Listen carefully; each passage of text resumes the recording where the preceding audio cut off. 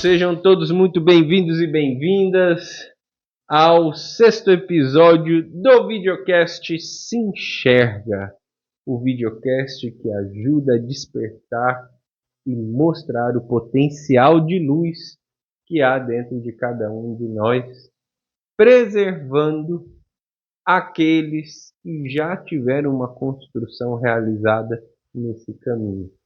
E é claro que além de preservar, nós vamos aprender com os caminhos já trilhados por essas pessoas que se enxergaram, sabe, Socorro, e foram capazes de construir algo diferente na sociedade. É um prazer receber você aqui. Eu quero que você saiba que você foi escolhida pela equipe do nosso projeto por você ser uma referência na comunidade onde você atua e faz parte, uma referência positiva, uma liderança, Alguém que trabalha de maneira ativa para o bem-estar dessa comunidade. E nosso projeto ele tem esse propósito de mostrar aos jovens essas lideranças e de preservar esse capital cultural, esse capital humano, E de alguma forma, hoje, dá a oportunidade dos jovens descobrirem quais ferramentas essas pessoas, personalidades, estrelas, como eu gosto de dizer, utilizaram para realmente construírem algo diferente, para realmente conseguirem ser destaque no meio onde estão inseridos. E hoje você está aqui para falar sobre espiritualidade. Então, da onde eu sei, você é uma das fundadoras do Grupo Espírita Chico Xavier aqui de Itauá, onde já temos mais de 25 anos de funcionamento aqui no nosso município. E pensar há mais de 20 anos atrás, você levantar a bandeira espírita, pensar há mais de 20 anos atrás um movimento diferente e ele acontecer, ele permanecer, amadurecer e até hoje assistir a tantas pessoas no nosso município, realmente faz de você uma pessoa que deve estar aqui, que deve se enxergar, não no sentido vaidoso da situação, mas no sentido assim de eu fiz algo bom na minha vida. Seja muito bem-vindo, bem-vindo. Bom dia, Lucas. Bom dia a todos vocês que estão nos assistindo nesse momento. É um prazer estar aqui.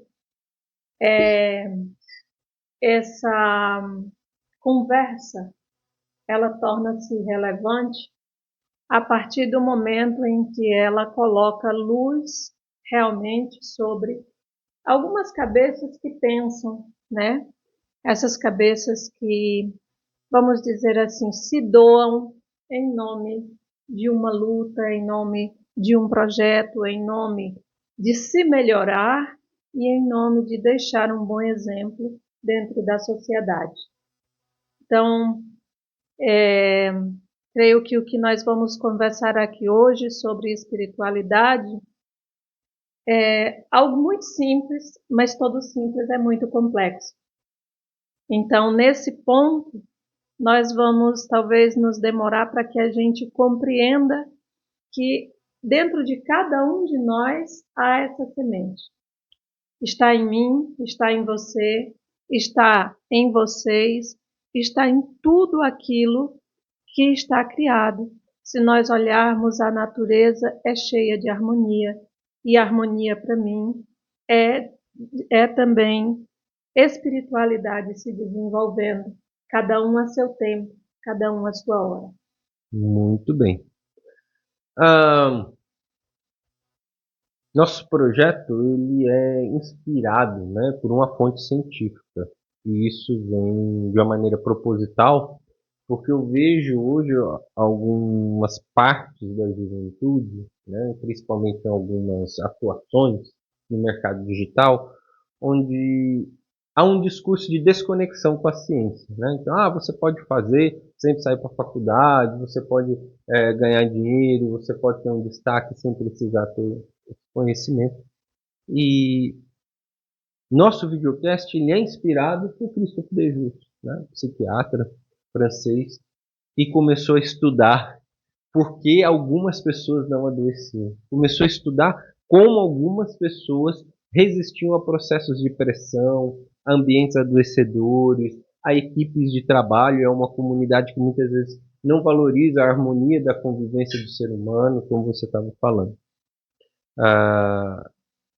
Então a ideia é conseguir extrair para os nossos jovens que nos assistem as ferramentas e a forma como você raciocina.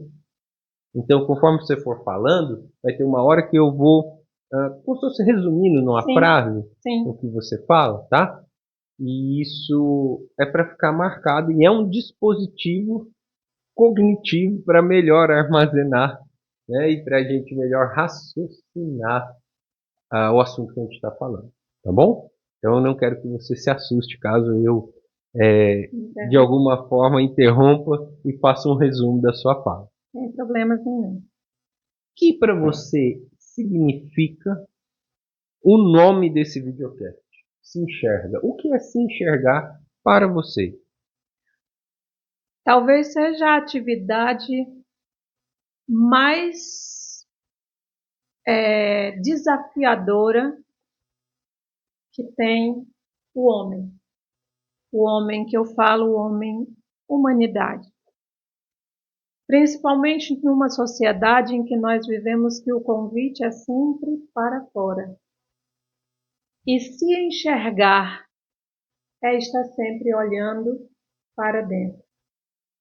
É olhar o que cada um tem de potencial no lugar que você está, no lugar em que você nasceu e nas trilhas que você já percorreu na sua vida.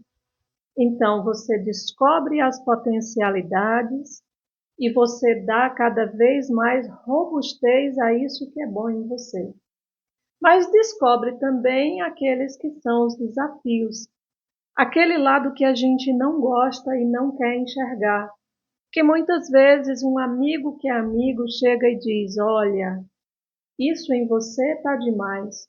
E a gente muitas vezes, pelo poder que nós damos ao ego, nós, como diz o ditado popular, nos zangamos com esse amigo.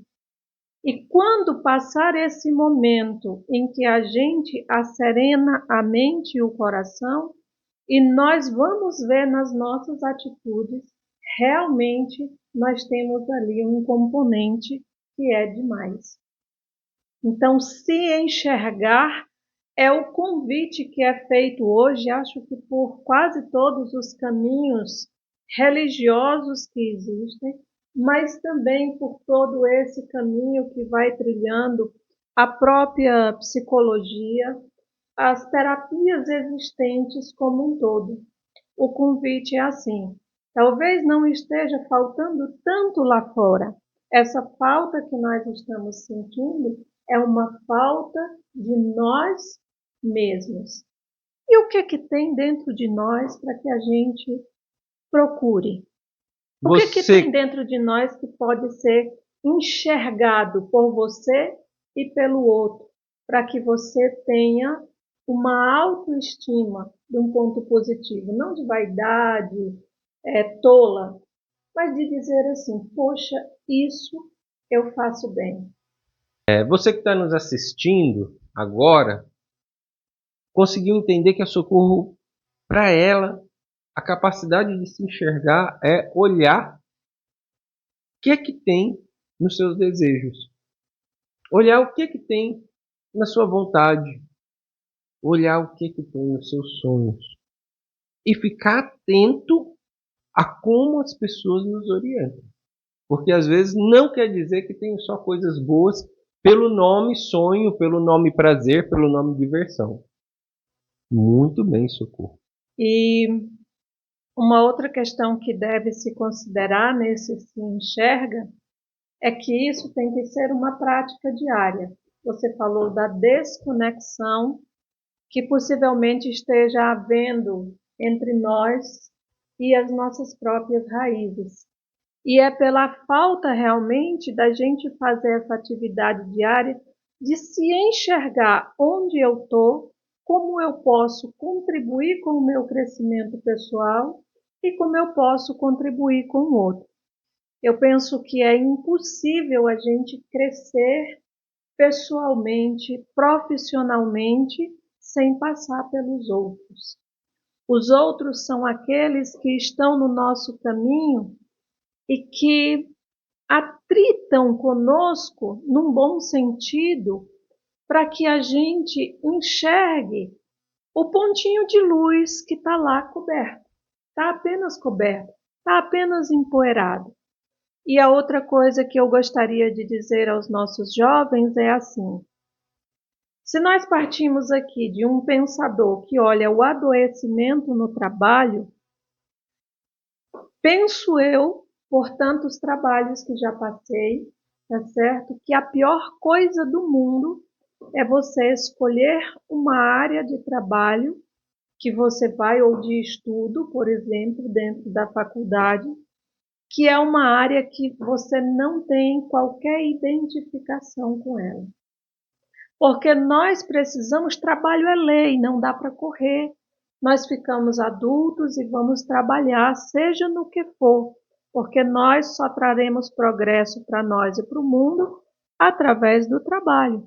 Então eu preciso estar bem com aquilo que eu escolhi para fazer. Você é professor, seja professor com amor. Você é médico, seja médico com amor e por amor. Você é advogado, você é um agricultor, seja um agricultor por amor. Você é um gari, seja um gari por amor. Respeitando-se e fazendo com que o outro lhe respeite. Quando você se conhece e se respeita, automaticamente quem está perto de você observa essa mudança e começa também a se modificar. Então é o exemplo.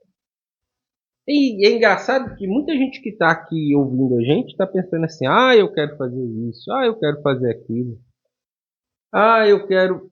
E às vezes, será que isso tem a ver com a história de vida dessa pessoa? Né? Será que isso tem a ver com algo que realmente tenha um sentido para a vida dela? Eu vejo em 2 pontos isso. Hum, Pode ter um sentido para aquilo que ele esteja vivenciando agora e pode não ter nenhum sentido, mas isso é um propósito que ele traz dentro dele. É aí onde a gente vai mais fundo e fala da nossa alma. A minha alma me pede, me posiciona para não estar aqui, para romper com isso, né?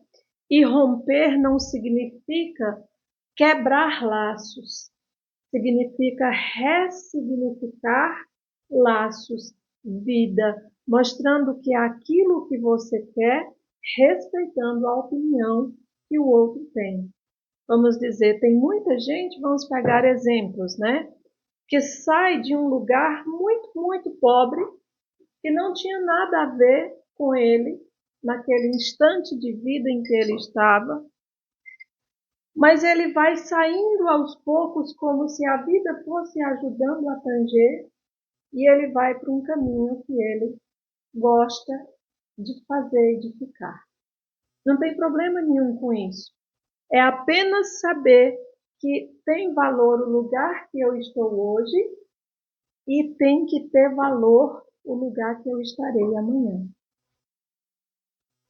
E nisso tudo que nós estamos conversando, nós estamos falando de espiritualizar-se. O que isso tem a ver com espiritualidade? Olha aí, presta atenção agora, você que está nos ouvindo. Tem tudo a ver, porque tem a ver com se enxergar. Tem a ver com que caminho de que espiritualidade eu quero buscar. Quem eu me vejo nessa criação infinita, nesse planeta que eu estou. Tem a ver com a autorresponsabilidade que você deve ter e com a responsabilidade que você deve ter com os outros. Socorro, você falou sobre potencial profissional, você falou sobre desejo, sobre ego, sobre escolhas. Você falou sobre orientação vocacional, sobre o que eu quero ser, o que eu vou fazer na sociedade. Né? Esse é um tema muito em voga para os adolescentes. Mas o que isso tem a ver com a espiritualidade? Onde é que eu vejo espiritualidade no meu serviço? Onde é que eu vejo espiritualidade na minha escola? Discernir aqui e deixar bem definido, né?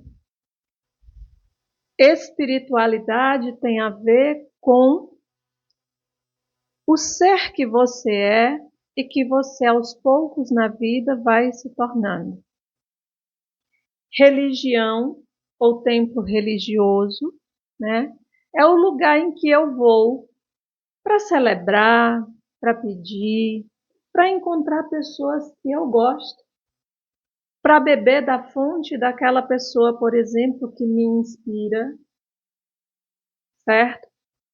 Mas o maior convite, e lá também a gente vive a espiritualidade, é um repositório de forças, vamos assim dizer, para a alma. Mas a espiritualidade eu vivo no meu dia a dia. Se eu passo o meu dia trabalhando, porém reclamando, eu estou perdendo a oportunidade de ser uma pessoa melhor, de ajudar a outras pessoas também a ser melhor. Mas se eu faço o meu trabalho com amor, com carinho, esse trabalho que a gente pensa que escolheu aleatoriamente, que não tem nada a ver, não tem nada aleatório no universo, tudo tem o seu lugar e a sua função. Quando eu faço ele com esse carinho, com essa dedicação, ali é também uma oração. Toda vez que eu cozinho com todo o amor, eu estou fazendo uma oração. Toda vez que eu estudo com muito amor, eu estou fazendo uma oração. Toda vez que eu trabalho, que eu saio de casa, que eu encontro pessoas, que eu venço as dificuldades sem propiciar outras dificuldades, ou seja, sem pagar o bem com o mal e o mal com o mal, eu estou vivendo a minha espiritualidade. É por isso que eu disse que é um tema simples, porém extremamente complexo, porque depende muito da forma como cada criatura se vê no mundo, e como ele enxerga o outro. Como eu enxergo o outro? Será que é como a pedra do meu caminho? Ou será que eu enxergo o outro, apesar de sendo uma pedra, que eu posso junto com ele fazer uma boa construção com essa rocha? Então, tudo isso faz a diferença e faz com que eu viva a minha espiritualidade, seguindo, por exemplo, o nosso mestre maior, que eu creio que estou falando para a maioria cristã, né, que conhece Jesus, nós aqui do Ocidente, que fala de amar a Deus sobre todas as coisas, ou seja, respeitando essa natureza que nós temos, mas que ama o próximo como a si mesmo. Então, se eu entendi, espiritualidade para você é a forma como a minha personalidade, então como a minha consciência, como o Lucas, escolhe se expressar e conviver na sociedade. E baseado numa filosofia de vida. Sim. Então tem gente que pode ser ateu e ter a sua espiritualidade de conviver bem, construir um mundo colaborativo. Tranquilo. Tem gente que pode ser cristão e seguir a filosofia do Cristo e ter uma vida legal. Tem pessoas que podem ser candoblecistas e seguir uma filosofia de vida legal né, baseada naquela matriz cultural. Sim. Tem pessoas que podem ser umbandistas, budistas. Aonde fica o limite da fé? É interessante, né, que a gente fala de fé como se algo que nos fosse descoberto, assim, como uma varinha mágica. Uhum. No meu caminho, eu aprendi que a fé é uma construção. Eu tenho que construir ela todos os dias. A fé é algo que eu desenvolvo entre eu e, como eu sou deísta, né? Os espíritas são deístas, e Deus. Então é essa relação direta, né, de quando a gente escutava Jesus dizer assim: quando for orar, não procure os lugares públicos, entra para dentro do teu quarto e ora ao Senhor que te escuta. Ou seja, onde é o seu quarto?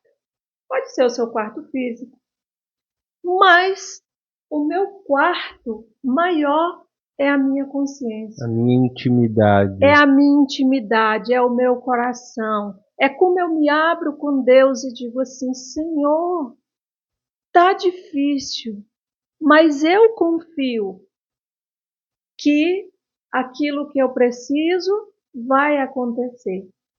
Nós rezamos muito o Pai Nosso sem prestar atenção no que nele tem. Eu acho que é comum para todos que são cristãos rezarem o Pai Nosso, né? E os que não são, respeitam. Mas tem uma coisinha que a gente diz no Pai Nosso que fala de fé, que é: seja feita a sua vontade. Ou seja, não é seja feita a nossa vontade, não é ao meu desejo. É seja feita a vontade do Pai, que consegue alongar mais o olhar para nós que somos espíritos eternos. Então, o que eu faço hoje impacta do outro lado do mundo. E o que eu faço hoje impactará eternamente onde eu estiver. Então, é sobre escolhas também. Fé é uma escolha. Eu escolho ter fé todos os dias, que nós não estamos, por exemplo, em um planeta tão em ebulição, seja social, seja fisicamente falando, mas eu não acredito que nós estejamos à deriva. Tem alguém que dirige. Qual é a sua atividade hoje? Você está falando hoje aqui representando a espiritualidade. Então, qual a sua atividade dentro da espiritualidade na sociedade hoje que você faz? Conta para nós. Bom, a minha atividade hoje é dentro da Casa Espírita, né? O Grupo Espírita Chico Xavier, mas também fora dela, porque lá é só 1h30 que a gente vai, estuda, como eu digo, bebe no poço de água limpa, e aí vai exercer isso dentro da comunidade que nós estamos. Eu sou uma simples trabalhadora da casa, tá certo? Que gosto de estudar, gosto de conversar com pessoas, gosto de ser sempre positiva, não o positivo bobo, mas o positivo que olha para a realidade e diz assim: daqui dá para extrair isso, então vamos ficar com isso aqui que é o bom. Essa dificuldade nós vamos deixar para mais na frente a gente ir tratando. E eu sempre digo para as pessoas e utilizo para mim mesmo assim: quando a gente tem muitos problemas para tratar, e todos eles são complexos, mas tem um grau de complexidade. Então você elege o grau 1, 2, 3, 4 e assim vai. Nunca comece por aquele que é o mais complexo. Comece por aquele que é mais fácil de você ultrapassar. E eu não sei se é ultrapassar a palavra correta, mas Aprender é sobre aprendizado. Em vez da gente perguntar por que eu, para que eu estou passando por essa lição. Qual a lição que eu posso tirar daqui? Então, a minha vivência dentro da casa espírita é como uma trabalhadora simples da casa, tá certo? Que eu amo os estudos da casa, é uma das partes que eu mais gosto, porque eu acho que todos nós vamos nos educando, mas os outros trabalhos também. Então, o espírita é aquele que está numa busca constante por se melhorar. Não é por melhorar o outro, é por se melhorar. Cada um que vai na casa espírita precisa ir por si, como eu acredito que há todos os outros lugares também. Então, a nossa entrevistada de hoje é uma das responsáveis, né, pela disseminação da filosofia de vida e espiritismo aqui no nosso município, que existe há mais de 20 anos, né? Uma das pessoas que trabalha ativamente nesse lugar, que ajuda a construir esse local, e com certeza em mais de 20 anos foram enormes desafios, Sim. Foram situações boas e outras amargas, né, como tudo na vida. Sim. E você está ensinando a gente que quando as situações difíceis vierem, que a gente separe os problemas por categorias, e que a gente inicie pelo presente, pelo que é possível. É interessante você falar isso, porque me dá a impressão que isso vai tirar a gente do ciclo da reclamação. E de vez em quando eu gosto de reclamar também, viu? Não vou mentir para você.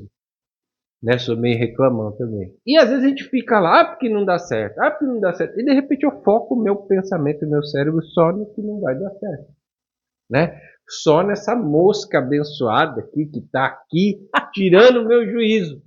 Né? E a gente esquece de ver a grandeza que tem. Então, pessoal, a Socorro hoje ensinou a gente, nesse sentido, a iniciar pelo que é possível. Às vezes você não consegue mudar seu pai, sua mãe, seu bairro, a política, os amigos, mas você pode mudar o seu comportamento. Você pode mudar, escolher conviver com pessoas diferentes, com pessoas que tenham um pensamento aonde você quer estar, sempre no sentido da vida. E quero só fazer um adendo no que você disse aí sobre a questão da reclamação. Presta atenção, não é inteligente reclamar. O tempo que você passa reclamando, possivelmente você já teria descoberto a saída para aquele problema que você está reclamando dele. Muito bem. Como dispositivo psicológico, Socorro, a reclamação é necessária. Ela faz parte de uma emoção chamada tristeza, né? Porque a gente não reclama do que nos alegra, a gente reclama do que nos deixa triste. E identificar e sentir algo desconfortável faz parte do movimento humano de te empurrar. Sim, tipo a muriçoca, sabe? Você está num lugar que tem muita muriçoca, o que você é obrigado a fazer? Aí dentro. Andar. Então a muriçoca serve para fazer a gente andar. Isso.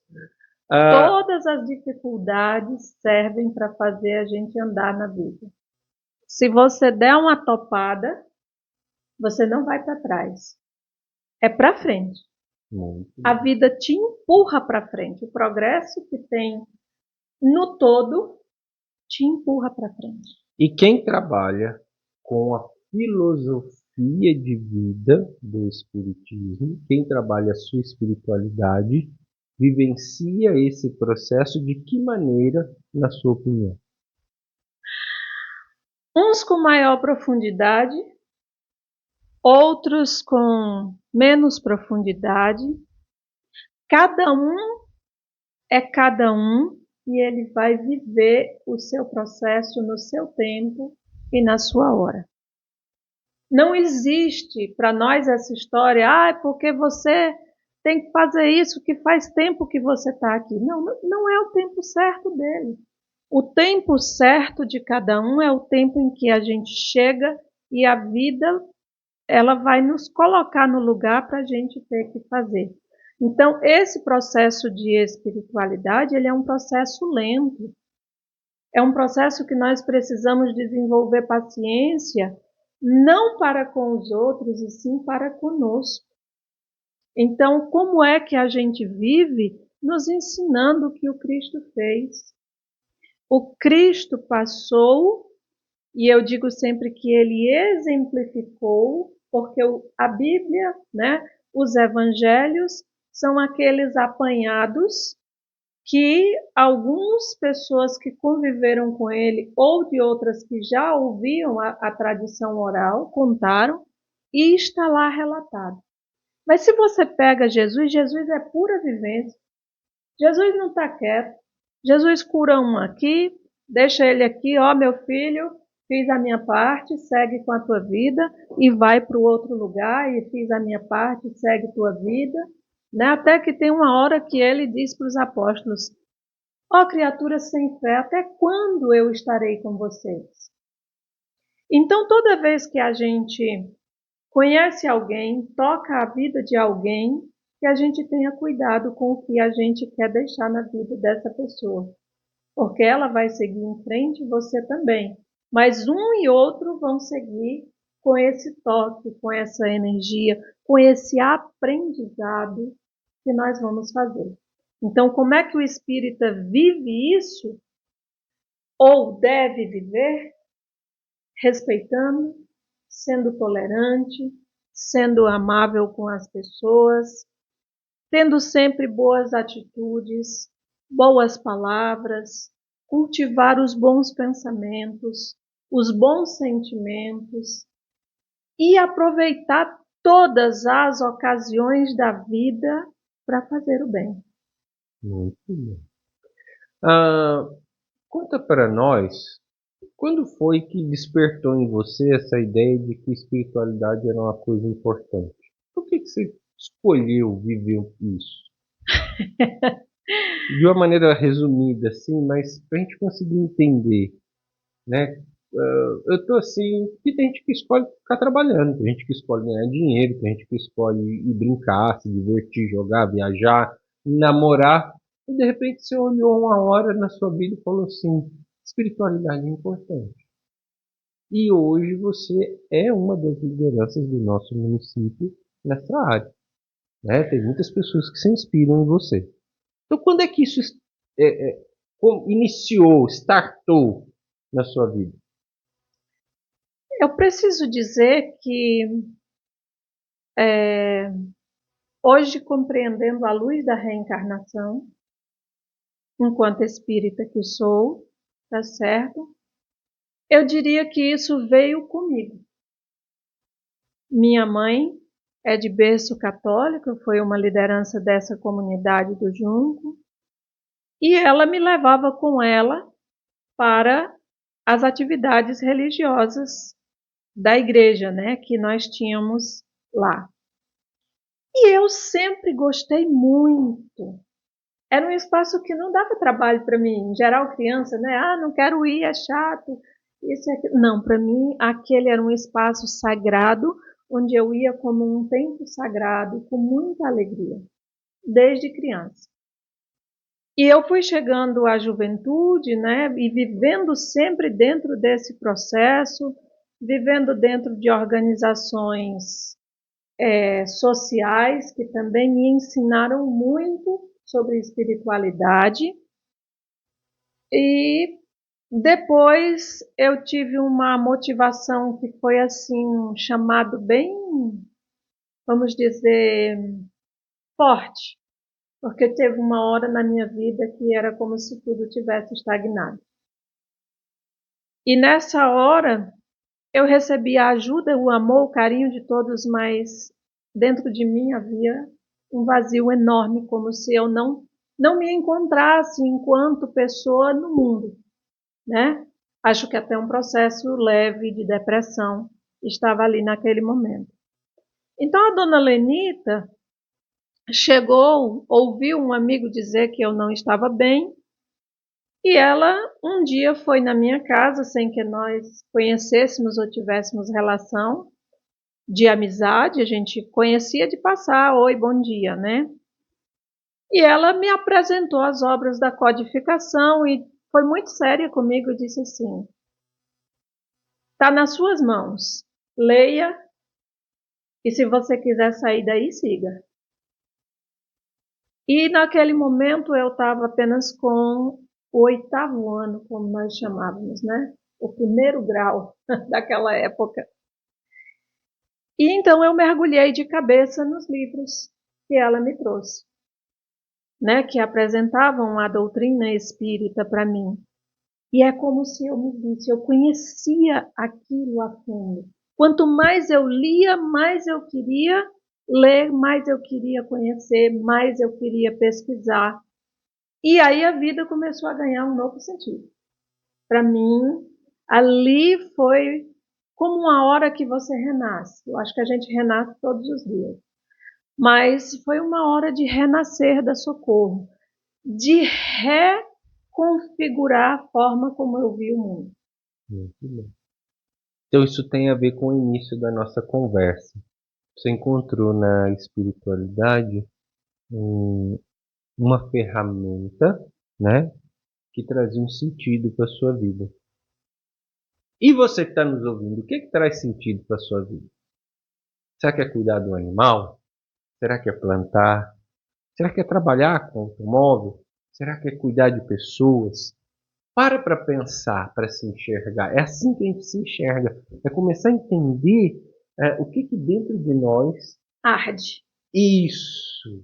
Eu ia falar assim, que dentro de nós ecoa, sai de maneira natural, que você não faz força.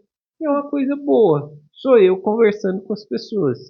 Né? A minha vida é conversar com as pessoas. Antes eu achava que era só a psicologia. Não, a minha vida é comunicar com as pessoas. Perfeito. Então cada um faz isso. Agora, em disseminar uma nova doutrina, em vencer preconceitos, em lutar com dificuldade material, né? Em lutar com a dificuldade de uma sociedade que não estava acostumada com essa filosofia de vida. Conta para nós uma hora que você viveu que foi de muita dor, de muita dificuldade e que você pensou assim, nossa, será que eu estou no caminho certo? Porque do jeito que você está falando, parece que o caminho foi leve, tranquilo e tal. E a gente sabe que nada é assim na vida. Então, se você acha que vai fazer medicina e ficar rico, ganhar dinheiro, vai fazer direito, ser juiz, promotor, ganhar um monte de dinheiro, se você acha que tudo isso vai ser muito leve, cuidado. É ao contrário. Para brilhar, geralmente a gente passa por um processo de, como o aço, né? A gente esquenta ele, bate, dá forma, enfim. Para se fazer brilhar é preciso primeiro mergulhar na escuridão. Porque a gente só dá valor ao brilho da estrela quando a gente entende o quão difícil é viver na escuridão. Então, assim, foi um vencer preconceito dentro de mim, a começar por mim. Né? A fazer perguntas, puxa, por que eu estou aqui e tal. Eu não sabia perguntar para que eu estou aqui ainda. Eu só sabia perguntar por quê, porque eu, né? E assim, alguns momentos foram muito difíceis, principalmente quando a sociedade olhava para a gente, né? E apontava assim, como aponta ainda hoje para os irmãos que vivem com sua religiosidade de matriz africana. Lá vai os macumbeiros. E eu lembro que nós fomos chamados muitas vezes disso. Mas aí a gente aprendeu que nós estávamos mais felizes do que aqueles que estavam apontando o dedo para nós. Então isso nos deu força para continuar. Quando nós tínhamos uma casa precária, muito precária, tá certo? Quando nós éramos poucos, nós passamos em média uns 15 anos sendo uma turma não mais do que 10. Porque o preconceito da sociedade era tão forte que ele vigiava a quem ia ao centro espírita ou quem deixava de ir, certo? Então, Só depois, e eu penso que assim, depois da democratização da internet em si, que para nós é um processo bem mais recente, ele é de 2010 para cá, né? De forma mais forte, as pessoas tiveram mais acesso depois que veio os smartphones, então todo mundo tem um e pode pesquisar. Então, se falou abertamente, tem muita gente que fala abertamente. Então, isso impulsionou o trabalho da nossa casa espírita, que hoje tem em média de uns 40 trabalhadores que são voluntários, que oferecem o seu tempo, que dão-se naquele momento ao outro para que eles também possam receber, né? Então, teve momentos que a gente chegou a dizer assim, não vai para frente, não vale a pena, vamos ficar só nós. Mas aí não era da nossa vontade. A gente precisa entender que esses caminhos, eles não são criados por nós. Eles são, antes de tudo, movidos por Deus, pela espiritualidade maior, por Jesus, né? Que está aí no comando desse planeta e que, se ele planeja para dar certo, dá certo. Uma coisa que nós temos que aprender é que o planejamento de Jesus ele não é a curto prazo como nós queremos. Ele é um planejamento de milênios. O que que você teve que sacrificar nesse processo para chegar aonde você chegou? Por exemplo, o que que eu estou querendo dizer? Para ver a casa espírita de pé, para ver esse movimento não morrer, o que que você teve que sacrificar? Bom, acho que a primeira coisa foi não desistir. Apesar de não desistir.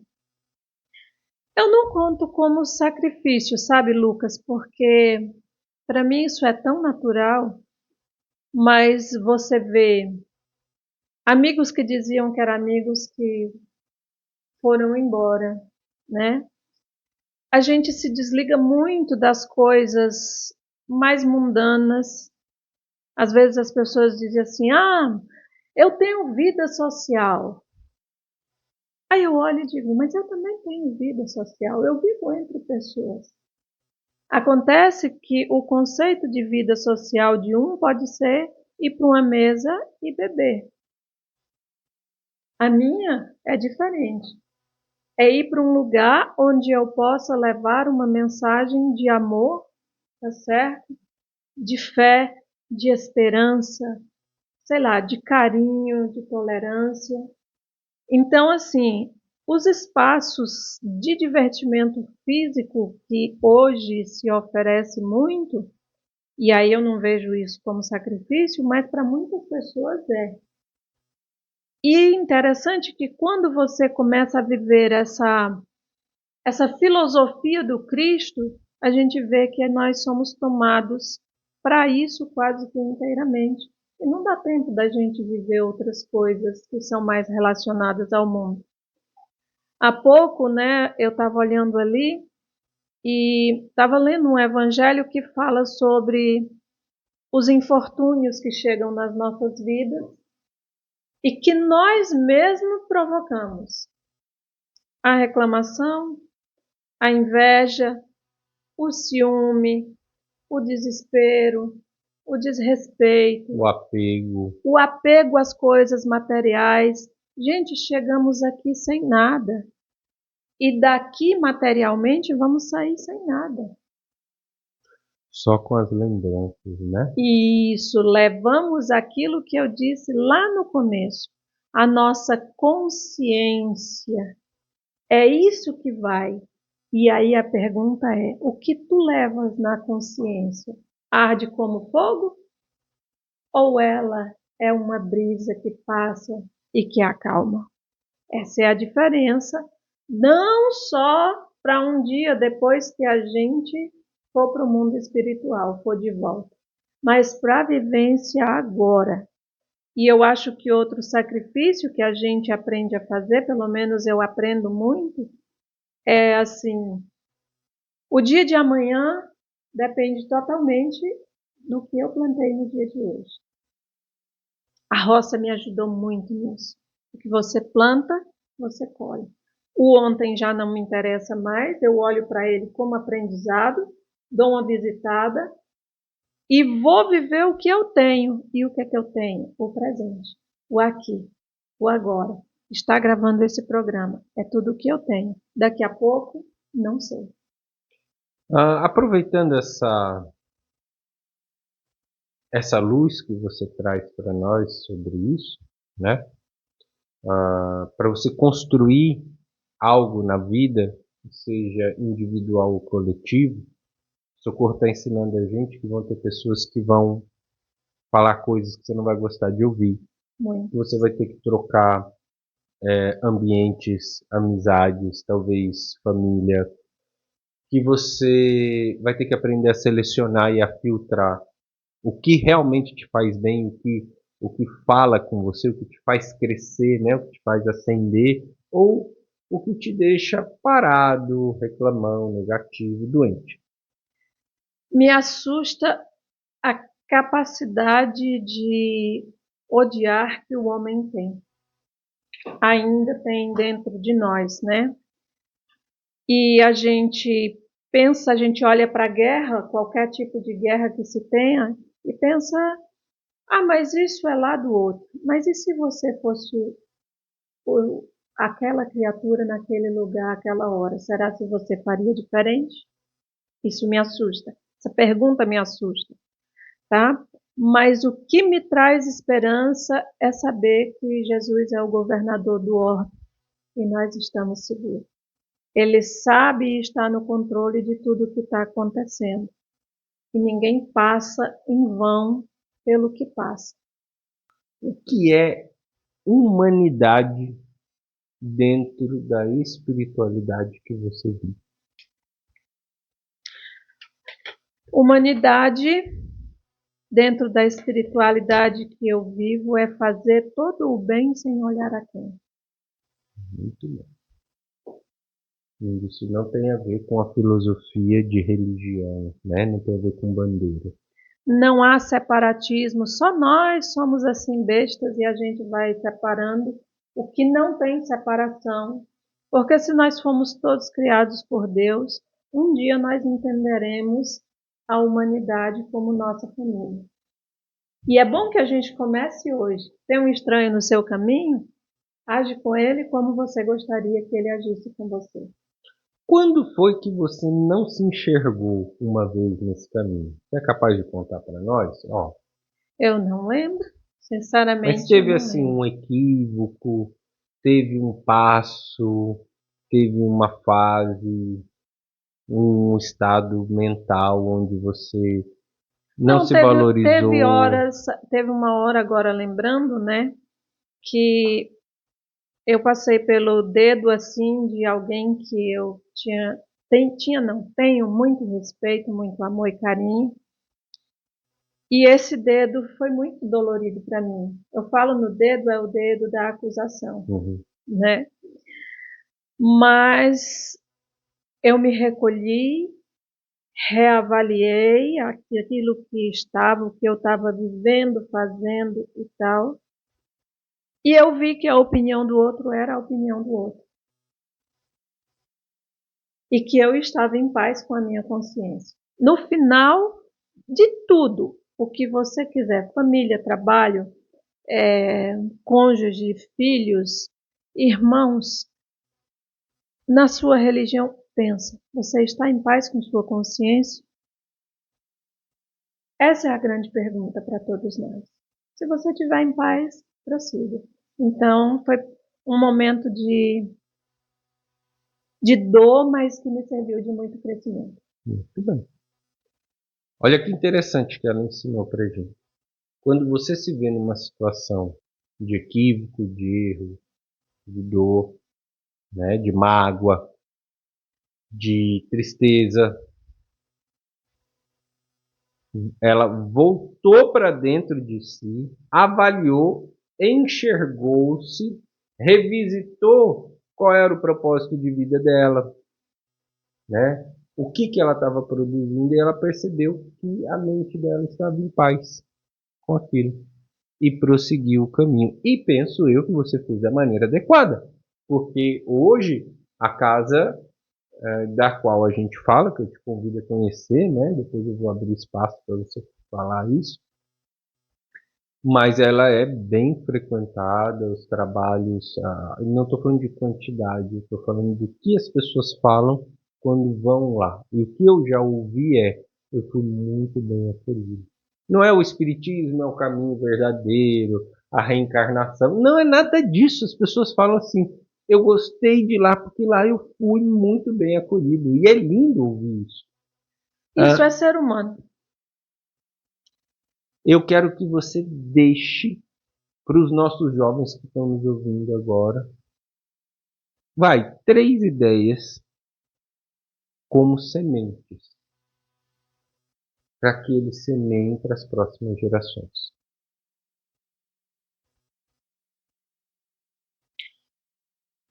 Volte-se para si, mas não para ser um processo de tristeza, mas para ser um processo avaliativo da tua posição no mundo.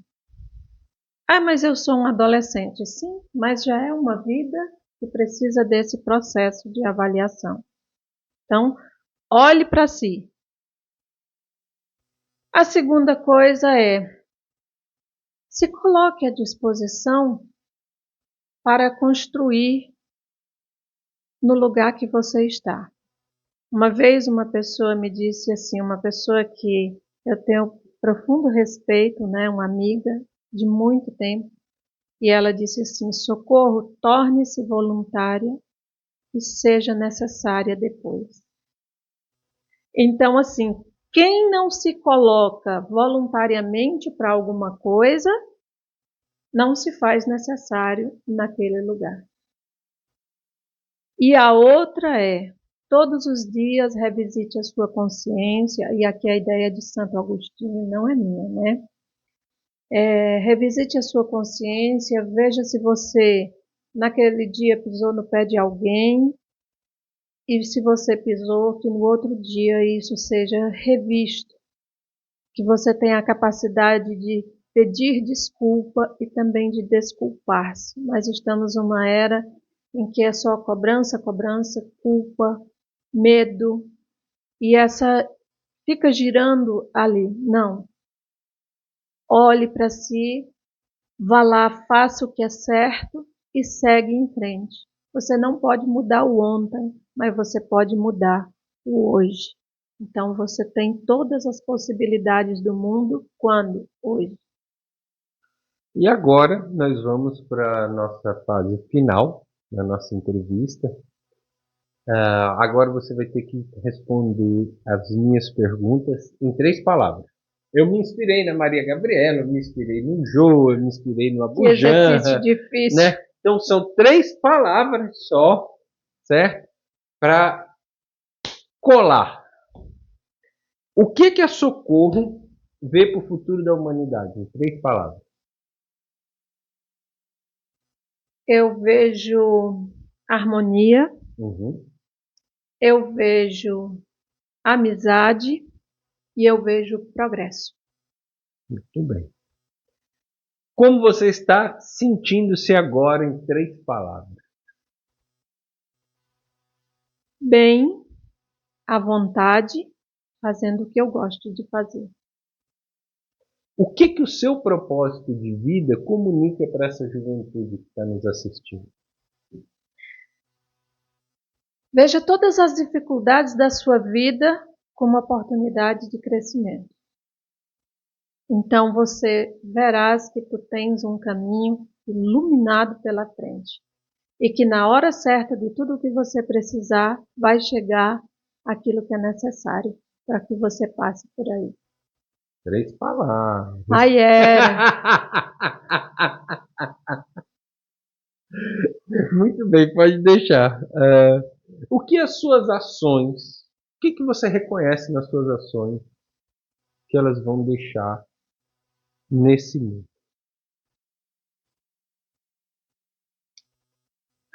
Amizade, serenidade,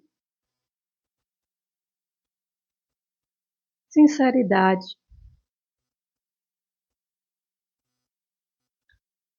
Agora eu vou deixar a palavra livre para você se despedir do nosso público, tá bom? Quero lhe agradecer profundamente por você trazer realmente amizade, paz, sinceridade e luz para esse nosso projeto. E gostaria que você falasse também um pouquinho, depois de se despedir do nosso público, os horários de funcionamento da casa, o convite, né? E eu sei que vocês estão fazendo uma reforma lá, eu vou deixar aberto esse espaço para a gente pedir apoio. Muito bem. A mensagem é: não perca a esperança nunca, né? Disse que a fé é mãe da esperança e da caridade, e realmente é. Não perca a sua esperança, não tem nada perdido. Tudo que se desestrutura, se abala, ele se reconfigura. A natureza é assim, e nós temos uma natureza linda, um bioma maravilhoso chamado Caatinga, que nos ensina a derrubar as folhas quando preciso, para depois renascer de uma forma rápida. Então nós precisamos nos inspirar na natureza para que a gente possa também fazer o nosso processo de espiritualização. Olhando para ela, tranquilamente você vai tornar-se uma pessoa melhor, entendendo o processo que ela vive. Então, agradecer por estar aqui falando um pouco, né, sobre essa vivência. Você viu que nós falamos de dia a dia. Falar de espiritualidade é falar do nosso dia a dia, das nossas ações, da nossa conversa, do nosso pensamento, do nosso sentimento e por aí vai, né? É um momento importante, principalmente porque há um dado no mundo dizendo que nunca na história humana houve tanta procura por entender a espiritualidade quanto está havendo agora. Olha a esperança de um mundo melhor, principalmente dos jovens. Outro dado é, uma pesquisa foi realizada para saber o quanto os jovens adolescentes que seguiam uma linha religiosa com seus pais, seja ela qual for, já tinham tomado contato com o mundo das drogas lícitas e ilícitas, e quanto daqueles que não têm nenhum caminho religioso, não segue nada, já tinha tomado contato. E se descobriu que entre aqueles que seguem algum caminho, alguma religião, eles experimentaram muito menos as drogas do que aqueles que não têm nenhum caminho religioso. Ou seja, a procura do homem tem que ser para dentro, não é para fora. Então, esses são dados que são frescos, que são de agora, né? Tem muitas pesquisas nesse campo, e eu gostaria de falar para vocês: experimenta um caminho religioso antes de experimentar o que te adoece. Tá certo? Então, agradecer imensamente, e eu espero ter contribuído de alguma forma para a caminhada de cada um, de cada uma que aqui está, e que eu peço a Deus que abençoe. O Grupo Espírita Chico Xavier fica na Avenida Sherman Alves de Oliveira, sem número. Ele funciona às terças-feiras de 18 até às 20h30. Esse dia é um dia que é para os trabalhadores de estudos já mais aprofundados ou de reuniões que discutem as direções. Quem é novo, que quer ir, que dia que vai, que hora que vai? Vai na quinta-feira, hoje, se Deus quiser, às 18 horas nós estaremos lá, né? Hoje é um dia de um trabalho importantíssimo e o maior deles é o estudo do Evangelho. É quem realmente transforma, né, a nós. Então, quinta-feira, 18 horas, quem quiser chegar lá, seja para conhecer, seja para buscar uma ajuda, pode ir lá que os trabalhadores vão estar dispostos para poder atender a todos que chegarem. E no domingo também nós temos as atividades de acolhimento fraterno, que é uma conversa fraterna que a gente faz com as pessoas, à luz da doutrina espírita. Então, as pessoas chegam e querem conversar e nós esclarecemos à luz do que conhecemos na doutrina espírita, tá? Acolhimento fraterno, e aí à tarde de estudos. Estudo do Evangelho, estudo do Livro dos Espíritos, estudo do Livro dos Médiuns. Então, é uma tarde recheada. Evangelização infantil, na quinta-feira também tem evangelização infantil. Então, nesses 3 dias, nós temos um acumulado de atividades, às vezes 2, 3 atividades acontecendo concomitantemente, né? E nós estamos sim em construção. A nossa construção é exatamente para acomodar melhor o prédio antigo. Ele foi demolido por indicação de engenheiros, né? Ele já não aguentava mais estar de pé, já estava muito velho. E nós demolimos esse prédio para fazer um outro, inclusive mais amplo, com espaço para todas essas atividades que nós estamos falando aqui. Hoje nós estamos fazendo o Evangelho a céu aberto, os estudos a céu aberto, o que é maravilhoso, mas que demanda um dia de chuva para onde a gente vai, né? Então, um prédio maior. E eu peço que cada um possa ir lá no Instagram do Chico, né? @ChicoXavierTauá.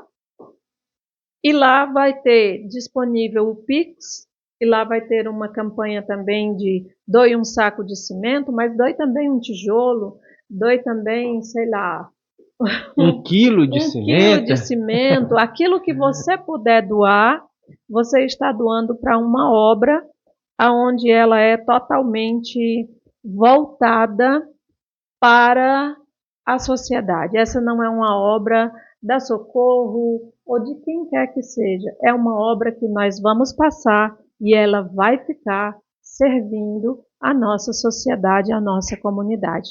Por isso que a gente se sente muito à vontade para pedir a doação. Ontem foi eu que cheguei lá, né, e cheguei empurrada pelas questões da vida, e amanhã pode ser você. Muito bem. Então, ter um lugar de paz e preservar os lugares de paz da sua cidade, né? Os lugares que promovem vida e não adoecimento. Vamos dizer assim, seria uma ferramenta inteligente das novas gerações, né? Sim. Inclusive dizer que nós temos um trabalho, né? Em Arneiroz também tem uma casa espírita, quero divulgar o trabalho dos nossos amigos, que o Edilberto vem tangendo lá junto com outras pessoas. E, por exemplo, sábado está marcado para a gente trabalhar um curso sobre magnetismo, que nós estamos fazendo das 2 casas. O pessoal de Arneiroz vem e nós estamos indo, tá certo? E o magnetismo é para fazer o trabalho com o passe, como é mais conhecido na doutrina espírita. Então, não é uma casa só onde eu vou receber, é onde eu vou me formar também para saber doar. E lá tem que pagar alguma coisa, porque tem uma história que às vezes você tem que pagar para conseguir, pagar para alguém tirar um mal de você, alguma coisa assim. Tem essas coisas lá? Não. Não. Nós trabalhamos dentro da filosofia do Cristo. E ele nos disse que desse de graça o que de graça a gente recebeu. Um recebeu o dom de falar, o outro recebeu o dom de fazer, o outro recebeu o dom de fazer o café, de cozinhar. E cada um, dentro do seu contexto, sem sair daquilo que você gosta de fazer, faz a sua doação. E que a gente gosta muito de estudar, porque a gente se reúne com gente, se reabastece, se reanima, né? Fala a mesma língua, enche-se do propósito, do grande propósito de nós estarmos aqui, que é servir. Jesus nos disse que ele não veio para ser servido, mas sim para servir. E deu o exemplo no que nós vamos já chegar comemorando a Semana Santa, no que a gente chama de lava-pés. Não foram os discípulos que lavaram os pés do mestre, foi o mestre que lavou os pés dos discípulos. Então, é servir desapegadamente, sem esperar que se devolva gratidão, elogios. Não, nós fazemos o nosso trabalho por amor. Portanto, cada um dá daquilo que pode. Muito obrigado por você ter nos dado tanto. Que Deus lhe abençoe e que você continue a deixar um caminho de paz e luz por onde você passa. Gratidão.